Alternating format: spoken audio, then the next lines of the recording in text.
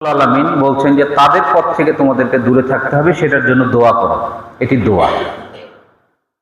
মাগদুবের গুরুত্বপূর্ণ একটি সংজ্ঞা হচ্ছে এই যে হুমুল উলামা, ওই সকল জ্ঞানী ব্যক্তি, আল্লাযীনা ইয়ালামুন ওয়া লা ইয়ামালুন, যারা জানে কিন্তু আমল করে না।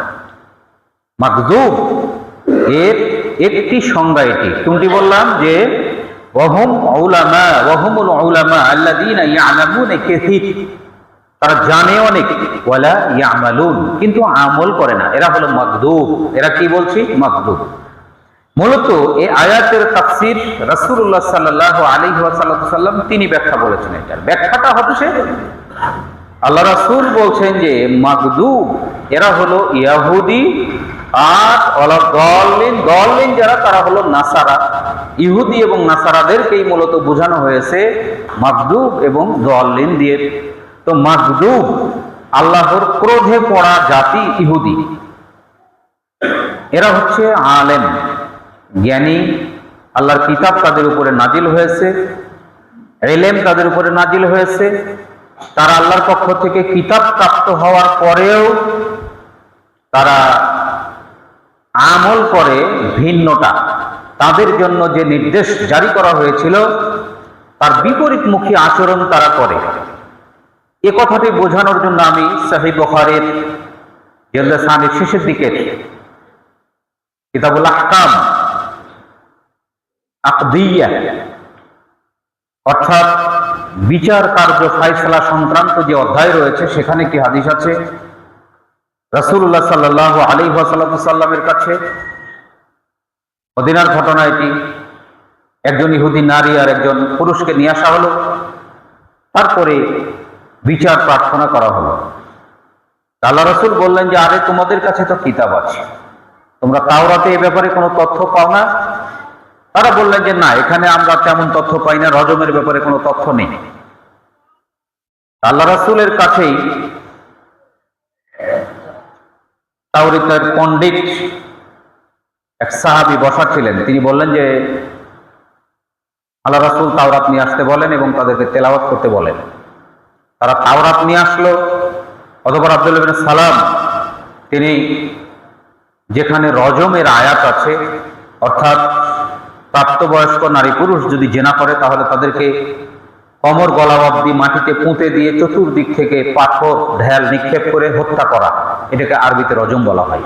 আয়াত আছে যে জায়গাতে, তারা পাঠ করতে শুরু করলো, কিন্তু যিনি পাঠক ছিলেন তিনি তার হাতটা ওই আয়াতের উপর রেখে উপরে নিচে পড়তেছেন। আব্দুল্লাহ ইবনে সালাম বললেন যে এর হাতের নিচটা পড়তে বলেন আল্লাহ রাসূল।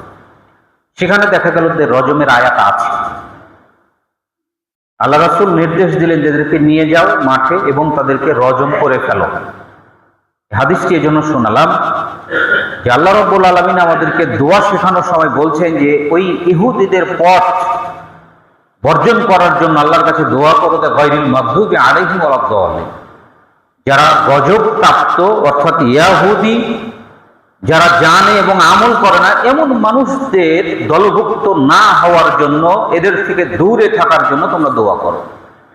তাহলে মাগদুব মূলত ইহুদি জাতি, আর যুগে যুগে ওই সকল মানুষেরাও এদের দলভুক্ত, যাদের ইলম আছে, যাদের বুঝ আছে, যাদের বিবেক আছে, কিন্তু তারা বিবেক, ইলম, জ্ঞান সবকিছু থাকা সত্ত্বেও যা জানে সে অনুযায়ী আমল করে না, কাজ করে না। এরা হলো মাগদুব, এরা ইহুদিদের জাত। এক্ষেত্রে সামাজিক একটা ছোট্ট উদাহরণ আমি কথাটি পরিষ্কার করার জন্য বলছি আপনাদেরকে। মনে করেন একটা জমি নিয়ে কন্দল চলছে, জমি নিয়ে কন্দলটা বেশি হয় মানুষের, আমি জমি নিয়েই বলছি বিষয়টি। তো যেই লোক জমির দখলে আছে উনি জানেন যে মূলত কাগজপত্র আমি যে পর্যন্ত পেয়েছি, আমার হস্তগত হয়েছে, এই জমি আমার হবে না। যদিও আমার লোকবল বেশি, ক্ষমতা বেশি, দাপট বেশি, রাজনৈতিক প্রভাব বেশি, প্রতিপত্তি বেশি, অর্থবিত্ত বেশি, আর কিছু অনেক কিছুই বেশি, কিন্তু উনি যদি এটা জানেন যে এই জমিটি কাগজ মূলে তার হবে না, টিকবে না, তারপরেও যদি উনি এইটা জানার পরেও ওই জমির দখল না ছাড়েন, তাহলে ইনি ওই ইহুদিদের মতো। বুঝতে পারলেন না মনে হয় কথা? কেন?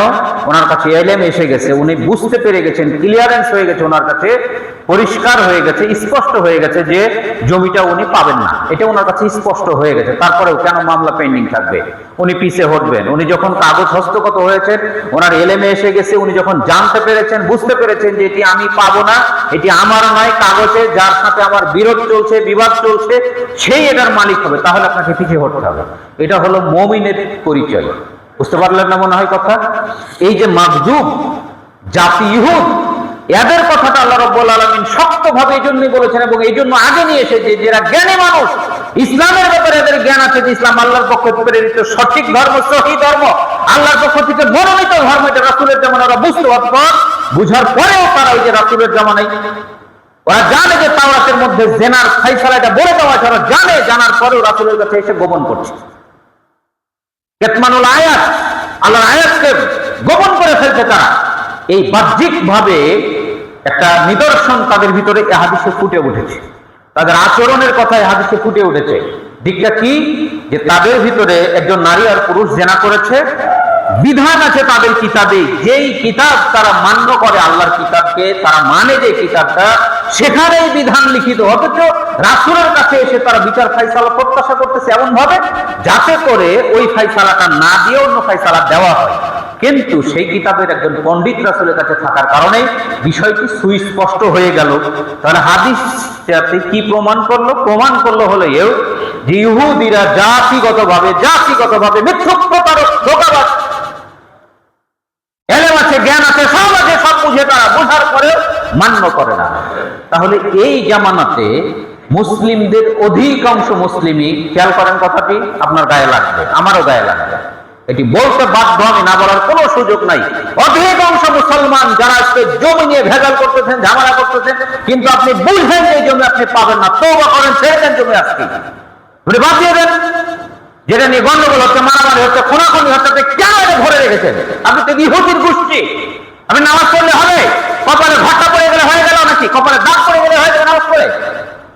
আপনি জাতিগত ভাবে ইহুদিদের সামনে, আপনি ইহুদিদের দলভুক্ত, অন্তর্ভুক্ত। আপনি মান তাশাব্বাহা বিকওমিন ফাহুয়া মিনহুম, যে জাতি যারা অন্য কোন জাতির সাথে সাদৃশ্যতা যদি অবলম্বন করে, চরিত্র, গুণে, বৈশিষ্ট্যে, লেবাসে, পোশাকে, চলনে, ফিরনে, সংস্কৃতিতে, তাহলে সে তাদেরই অন্তর্ভুক্ত, সে তাদেরই দলভুক্ত।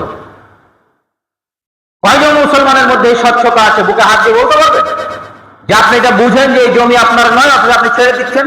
কয়জন মুসলমানের এই আচরণ আছে? না? দেখি কি হয়। আমার উকিল আছে শক্ত, হাইকোর্ট যাব, সুপ্রিম কোর্ট যাব, চেতনাই তো লালন করে না, কিন্তু কি হলো তাহলে? এই চেতনা লালন করার মানে কি? কোরআন কি বলেছে? কোরআন এরকম করতে বলেছে? ইহুদিদের আচরণটা কেমন দেখেন। আল্লাহ রাব্বুল আলামিন রাসূলুল্লাহ সাল্লাল্লাহু আলাইহি ওয়াসাল্লামকে লক্ষ্য করে বলছেন, ওয়ালান তাগবা আনকাল ইয়াহুদ হাত্তা তাত্তাবিআ মিল্লাতাহুম, ইহুদিরা তোমার উপরে কখনোই সন্তুষ্ট হবে না যতদিন পর্যন্ত তুমি রাসূল, তুমি নবী, তাদের মিল্লাতের, তাদের ধর্মের অনুসরণ না করো। কথাটা বুঝতে পারলেন আপনি? ভারী কতখানি, কত গভীর কথা, কত ওয়েটেবল ল্যাঙ্গুয়েজ রাসূল ব্যবহার করছেন, আল্লাহ ব্যবহার করেছেন রাসূলের ব্যাপারে, যে তারা কখনোই ওয়ালান তারদা আনকাল ইয়াহুদ, লান তারদা, লান শব্দটি যুক্ত হয় ওই সকল বাক্যে যেখানে কথাকে মজবুত, অত্যাধিকভাবে মজবুতি বুঝায়। কখনোই যে কাজটি সম্ভব নয়, পসিবল নয়, এরকম কিছু বোঝানোর জন্য আরবিতে লান শব্দটি যুক্ত করা হয়। এটা বুঝার জন্য আমি একটি এক্সাম্পল আপনাকে শোনাবো। আরবি বাক্য হচ্ছে লা তাদরিব, তুমি মেরো না, এটি সাধারণ বাক্য। আর যদি বলা হয় যে লান তাদরিবা, কখনোই প্রহার করো না, বা প্রহার করো না, কখনোই প্রহার করো না, কিছুতেই মেরো না, মারবাই না তুমি, বলে না ভাষা? এটা হচ্ছে লান তাদরিব এর অর্থ। কখনোই মারবা না, মারবাই না তুমি, বলেই ভাষা, মারতেই পারো না তুমি। এই ভাষার আরবি হচ্ছে লান তাদরিবা, আর লা তাদরিব, তুমি মেরো না। কথার মধ্যে তফাৎ বুঝতে পারছেন? লান তাদরিবার ভোল্টেজ আছে, ওয়েট আছে, মজবুতি আছে, কথার মধ্যে দৃঢ়তা আছে নেগেটিভের উপরে। আল্লাহ তাআলা এই ভাষায় রাসূলকে বলছেন যে লান তারদা, কখনোই সন্তুষ্ট হবে না ওরা, ওরা সন্তুষ্ট হতেই পারে না। ইহুদিরা তোমার উপরে, যতদিন পর্যন্ত তুমি তাদের ধর্ম গ্রহণ না করবা, ইহুদি না হবা, তাদের মিল্লাতকে না মানবা, মিল্লাত ইব্রাহিমের উপর থেকে তুমি সরে না যাবা, ততক্ষণ পর্যন্ত তারা সন্তুষ্ট হবে না। হাত্তা তাত্তাবিআ মিল্লাতাহু। আল্লাহ তাআলা এটা রাসূলুল্লাহ সাল্লাল্লাহু আলাইহি ওয়াসাল্লামকে বলছে। এরপরে আরেকটি আয়াত আমি আপনাকে শোনাই। আল্লাহ রাব্বুল আলামিন বলছেন যে কুল ইন্না হুদাল্লাহি হুয়াল হুদা। হেদায়েত কোনটি? যেটি মূলত আল্লাহর পক্ষ থেকে, সেটি। ওয়ালাইনি তাবাআতা আহওয়াহুম বা'দাল্লাযী জাআকা মিনাল ইলম। হে রাসূল, তোমার কাছে আল্লাহর পক্ষ থেকে যে ইলম এসেছে, যে নূর এসেছে, এটা আসার পরেও তুমি যদি তাদের আহওয়া অর্থাৎ মন ও প্রবৃত্তির দাসত্ব করো, তাহলে তোমার ক্ষতি কি হবে? আল্লাহ বলছেন যে মা লাকা মিনাল্লাহি মিন ওয়ালিয়্যিন ওয়ালা নাসীর। আল্লাহর পক্ষ থেকে তোমার কোনো দোস্তি থাকবে না এবং তোমার কোনো সাহায্যকারী থাকবে না। কে থাকবে না? সাহায্যকারী থাকবে না। এটা হলো রাসূল সাল্লাল্লাহু আলাইহি ওয়াসাল্লামের পানিশমেন্টের ব্যাপারে বলা হয়েছে।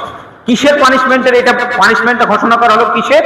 আল্লাহ রাসূলকে আল্লাহ তাআলা বলছেন তুমি যদি ইহুদিদের মতের অনুসরণকারী হও, ওরা যেভাবে চায় সেটা তুমি যদি অনুসরণ করো, যদি করে বসো, তাহলে তোমার এই শাস্তি কি?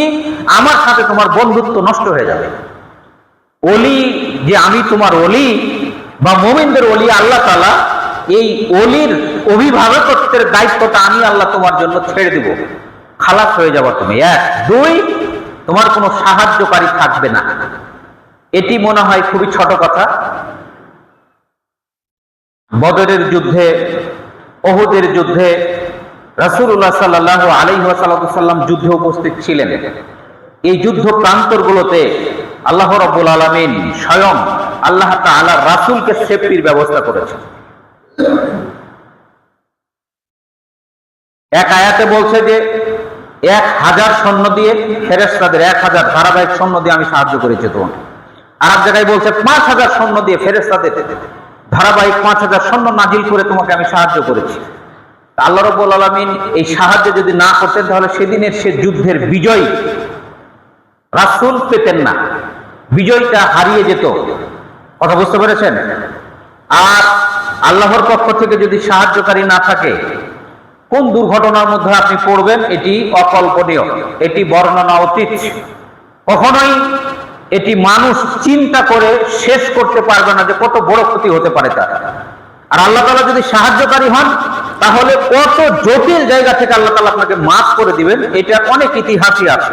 আমি একটা ছোট্ট তথ্য শেয়ার করবো যে আল্লাহ তাআলা যদি সাহায্য করেন তাহলে কি হতে পারে। এটি আপনারা শুনেছেন অনেকেই, বুখারীর হাদিসে। 3 লোক কোথাও বের হয়েছিল, ঝড়-ঝাপটাতে ধরলো, একটা গর্তের মধ্যে তারা আশ্রয় নিলে হঠাৎ করে একটা পাথর পাহাড় থেকে এসে, পাথর ছোট হোক বড় হোক যাই হোক, তারা 3 জন এটাকে সরাইতে সক্ষম ছিল না। এমন একটি পাথর গর্তের মুখটা বন্ধ করে দিল, গুহার মুখ বন্ধ করে ফেললো। তারা 3 জন পর পর নিজেদের সৎ আমলের কথা বলে আল্লাহ তাআলার কাছে দোয়া করার ফলে প্রথমে 1/3 তারপরে আবার বাকি 2 অংশের 1/3 শেষে আর 1/3 সরে গিয়ে আল্লাহ রাব্বুল আলামিন তাদেরকে নিষ্কৃতির ব্যবস্থা করেছিলেন। হাদিস জানেন আপনারা সকলে? জানেন তো কথা? বিষয়টি হলো যে আল্লাহ তাআলা যদি সাহায্যকারী হন, তাহলে এমন জায়গা থেকে, এমন জটিল অবস্থা থেকে আল্লাহ তাআলা আপনাকে পরিত্রাণের ব্যবস্থা করবেন যেটি অকল্পনীয়, বান্দা ভাবতে পারে না। আর কি? ওমাইয়াত্তাকিল্লাহা ইয়াজআল লাহু রিজকা মিন হাইসু লা ইয়াহতাসিব ইয়াজআল লাহু মাখরাজা। 2টা শব্দ আছে। রিজেকের ব্যবস্থা করেন। আপনি যদি আল্লাহকে ভয় করেন, আল্লাহর আনুগত্য করেন, আল্লাহকে মেনে চলেন, তাহলে আল্লাহ তাআলা আপনাকে রিজেকের ব্যবস্থা করেন ওই সকল উৎস থেকে যেখানের ব্যাপারে, যে উৎসের ব্যাপারে আপনার কল্পনা নেই, আপনি জল্পনাও করতে পারেন না, ভাবতেও পারেন না, ওই জায়গা থেকে আল্লাহ তাআলা আপনাকে রিজিক দিবেন। আর কি করবেন? ওয়াইয়াজআল লাহু মাখরাজা, আল্লাহ তাআলা যে কোনো বিপদ আপনাকে বের করার ব্যবস্থা করে দিবেন। সুবহানাল্লাহ বলেন। আল্লাহ রাব্বুল আলামিন তার রাসূলকে বলছেন যে হে রাসূল, তুমি যদি ইহুদিদের মন প্রবৃত্তির, মনোবাসনা, তাদের অনুগত্য করো, তুমি আনুগত্যশীল হয়ে যাও, তাহলে তোমার জন্য 2টা পানিশমেন্ট থাকবে। কয়টা? 2টা শাস্তির ব্যবস্থা। একটা হলো আল্লাহ রাব্বুল আলামিনের সঙ্গে যে তোমার দোস্তি রয়েছে, বন্ধুত্ব রয়েছে, আল্লাহ তাআলা তোমার যে অভিভাবকত্ব হয়েছেন, গ্রহণ করেছেন, তোমার অভিভাবক আল্লাহ, আল্লাহর অভিভাবকত্বে তুমি আছো, এইটা ডিসকানেক্টেড হয়ে যাবে, এটা কানেক্টেড থাকবে না, এটা নষ্ট হয়ে যাবে। আর একটি হবে তোমার জন্য চিরতরে সাহায্যের দরজা বন্ধ হয়ে যাবে। শুধু যদি এই একটি কথাই বলি যে সাহায্যের দরজা বন্ধ হয়ে যাবে, আজকের খুতবা এমনি শেষ হয়ে যাবে। আমি ওইটার ব্যাখ্যায় যাব না। ইহুদিদের চেতনাটা আপনি বুঝে নেয়, আয়াত ওরা কোন চেতনা করেছে। আপনার আমার মতো লোককে তো টার্গেট করা সহজ, স্বাভাবিক, এটা বুঝতে পারছেন এখন? কেন রাসূলকে তারা টার্গেট করে, রাসূলকে প্ল্যান করে ইহুদি ধর্মে দীক্ষিত করার জন্য। আপনি বুঝেননি কথা? এই আয়াতটার প্রমাণ, এই আয়াতটার দলিল। আল্লাহ তাআলা বলছেন যে ইহুদিরা ততক্ষণ পর্যন্ত সন্তুষ্ট হবে না যতক্ষণ পর্যন্ত তুমি তাদের ধর্মে দীক্ষিত না হবে। তো তুমি, আমি, আপনি, আমি, আমাদের মতো আলেম ওলামা কি আর তাহলে ইহুদিদের নজরের বাহিরে থাকতে পারি? থাকতে পারি? রাসূল তারা টার্গেট করে তাদের ধর্মে নেওয়ার জন্য। অর্থ তারা জানে যে রাসূল হলেন শেষ রাসূল, কখনোই তার পক্ষে এই ধর্মকে পরিত্রাণ মানে ত্যাগ করা পসিবল নয়, এটা উনি করবেন না। এই ধর্মের প্রচারক এবং কমপ্লিটেশন হবে তার মাধ্যম দিয়ে। অথচ সেই ইহুদিরা প্রত্যাশা করে রাসূল যেন তাদের ধর্মে চলে যায়। এরা হলো ইহুদি। এরপরে দলিনটা হচ্ছে মূলত পথভ্রষ্ট।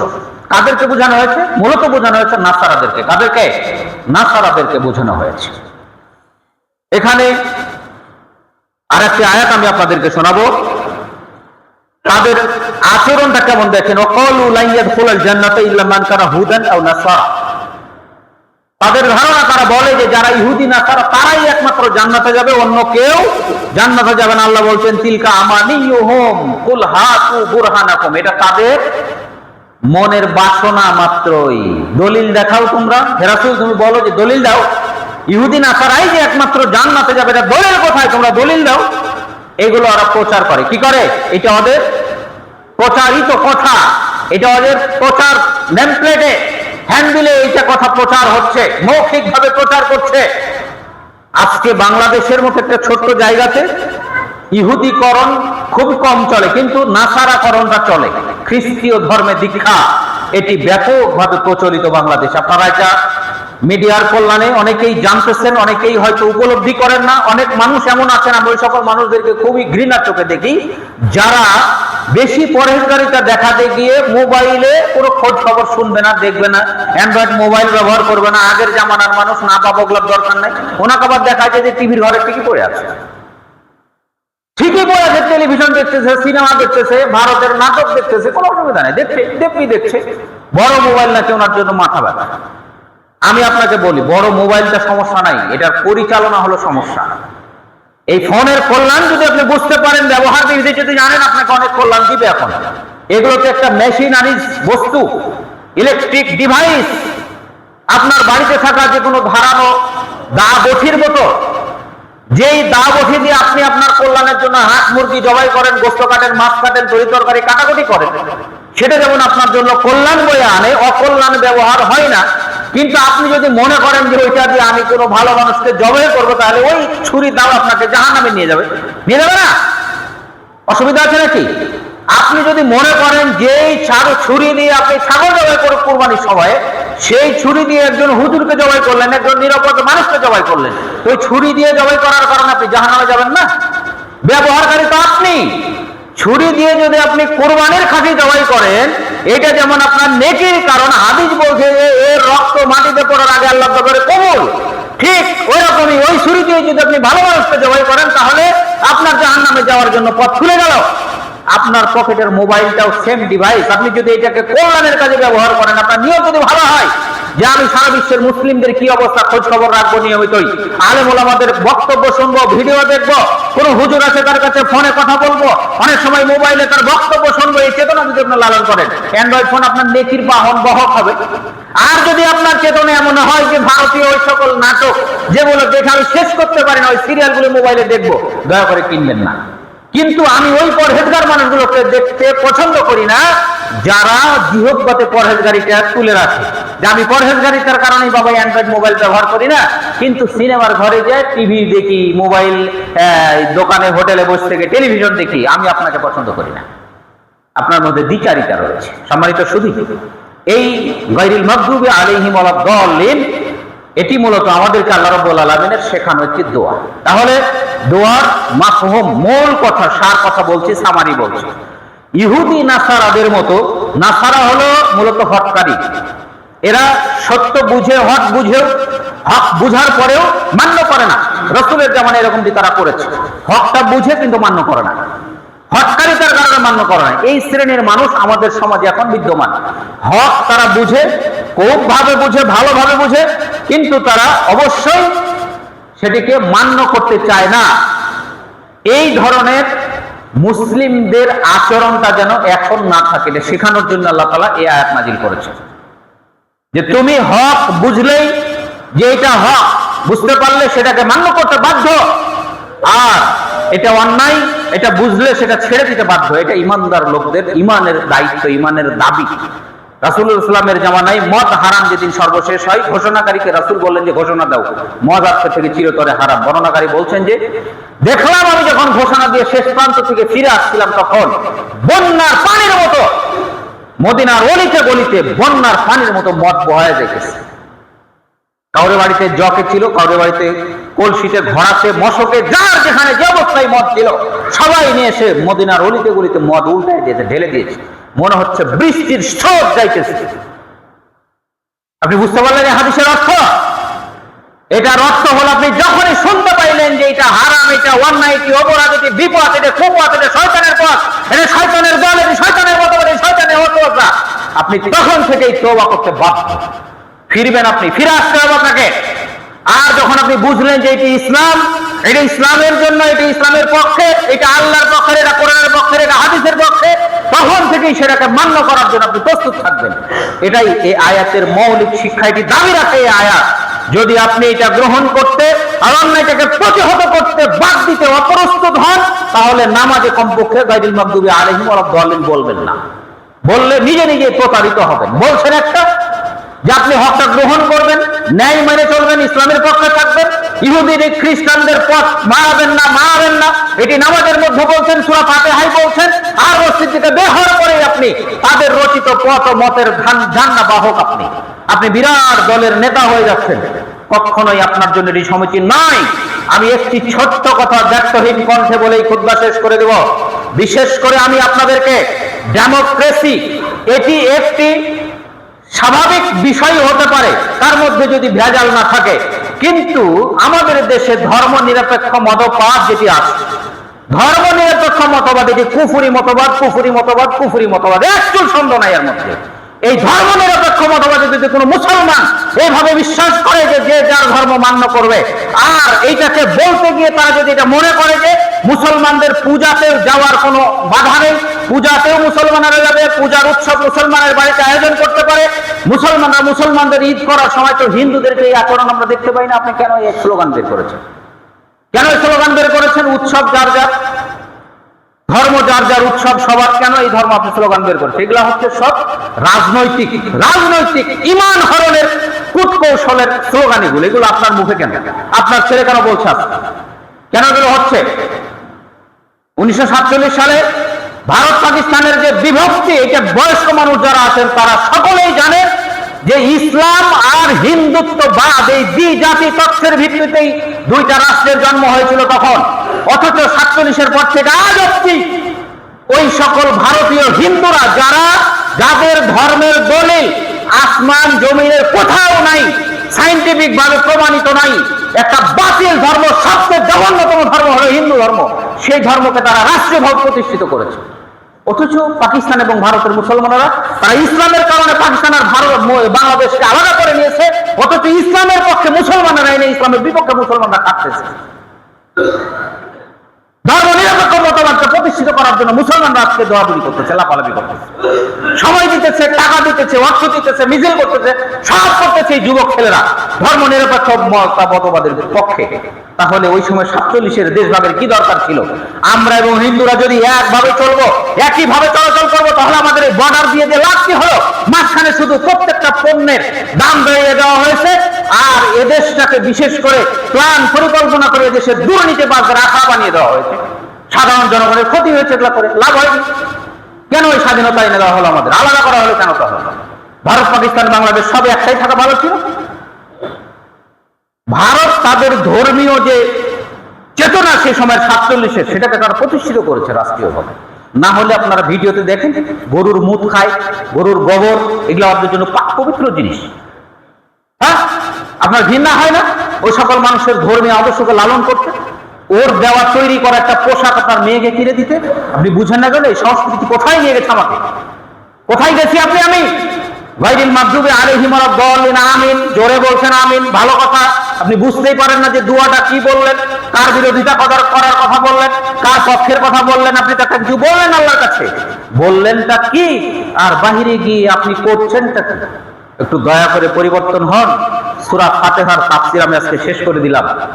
শেষে আমিন বলতে হয়। কেন আমিন বলতে হয়? এটার হাদিস আছে। রাসূলুল্লাহ সাল্লাল্লাহু আলাইহি ওয়াসাল্লাম বলছেন যে কোন মানুষ এই সূরা পড়ার পরে অথবা ইমাম যখন ওয়ালাদ-দাল্লিন বলে বা আমিন বলে, তারপরে যদি আমিন বলে আর ওই ব্যক্তির আমিনটা আসমানে থাকা ফেরেশতাদের আমিনের সাথে যদি মিলে যায়, তাহলে এর জন্য যেটি সওয়াব আল্লাহ রাসূল বলেছেন সেটি বিরাট সওয়াব। আল্লাহ রাসূল বলেছেন গুফিরা লাহু মা তাকাদ্দামা মিন জামবি, তার বিগত দিনের যত সাগীরা গুনাহ আছে সব মাফ হয়ে যাবে। সুবহানাল্লাহ বলেন।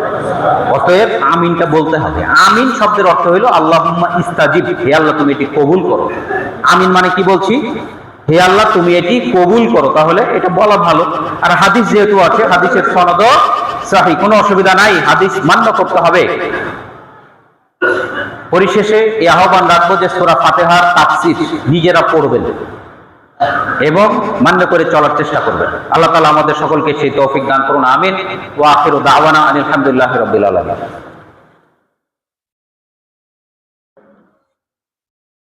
আলহামদুলিল্লাহি কাফা ওয়া সালামুন আলা ইবাদিহিল্লাযিনা সাফা, মা বা'দ, আউযু বিল্লাহি মিনাশ শাইতানির রাজিম। বিসমিল্লাহির রাহমানির রাহিম। ইন্নাল্লাহা ওয়া মালাইকাতাহু ইউসাল্লুনা আলান নাবী, ইয়া আইয়ুহাল্লাযিনা আমানু সাল্লু আলাইহি ওয়া সাল্লিমু তাসলিমা। ওয়া ক্বালা নাবিয়্যু সাল্লাল্লাহু আলাইহি ওয়া সাল্লাম, মান সাল্লা আলাইয়া ওয়াহিদা সাল্লাল্লাহু তাআলা আলাইহি বিআশারা মাররা। আল্লাহুম্মা সাল্লি আলা মুহাম্মাদিন ওয়া আলা আলি মুহাম্মাদ কামা সাল্লাইতা আলা ইব্রাহিম ওয়া আলা আলি ইব্রাহিম ইন্নাকা হামিদুম মাজিদ।